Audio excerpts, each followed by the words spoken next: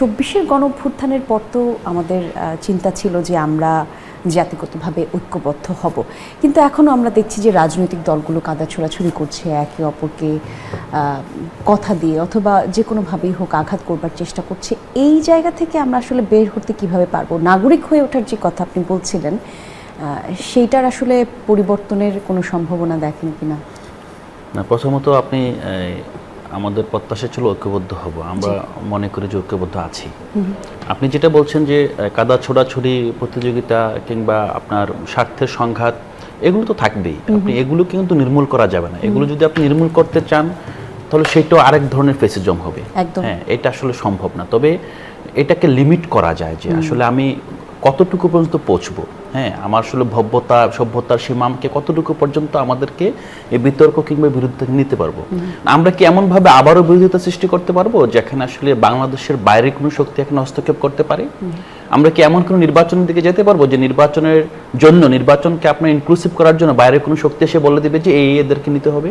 আমরা কিন্তু সেই জায়গাটায় এখনো একমত আছে যে না, আসলে আমরা এই জায়গাটায় যেমন যে ঐক্যটা তৈরি হয়েছে সেই ঐক্যটা আমাদেরকে বজায় রাখতে হবে। তবে আমাদেরকে সতর্ক থাকতে হবে। বাংলাদেশ মানে জিওপলিটিক্যালি এমন একটা অবস্থায় আছে এবং সারা বিশ্বের আপনি দেখবেন যে বিশ্বে সবসময় কোথাও না কোথাও যুদ্ধ বেঁধে থাকেই। হ্যাঁ, এবং একটা জায়গায় যুদ্ধ শেষ হয়ে যুদ্ধটা আরেক জায়গায় শিফট হয়ে যায়। হ্যাঁ, তো আমরা কিন্তু দক্ষিণ এশিয়ায় দীর্ঘদিন ধরে কিন্তু মোটামুটি শান্ত, যে এখানে বৈশ্বিক শক্তিগুলো বিভিন্নভাবে কাজ করছে, কিন্তু এখনো এটাকে আপনার খেলার মাঠ বানায় নাই। এখন এটা কিন্তু এখানে বাংলাদেশের মধ্যেও এই পক্ষগুলোর মধ্যেও কিছু পক্ষ আছে যারা এখানে চাচ্ছে যে বৈশ্বিক শক্তিগুলোর এখানে একটা ক্রীড়াঙ্গনকে তৈরি হিসেবে বাংলাদেশকে তৈরি করতে। এবং আমাদের যে দক্ষিণাঞ্চল আছে, বঙ্গোপসাগরীয় যে অঞ্চল আছে, এই অঞ্চলটা পৃথিবীর এই মুহূর্তে সবচেয়ে লুক্রেটিভ জায়গা, যে জায়গায় আসলে সত্যিকার অর্থে কোনো যুদ্ধ চলমান নেই, মানে যেটা বৈশ্বিক শক্তির এবং সবগুলো মুখী আছে।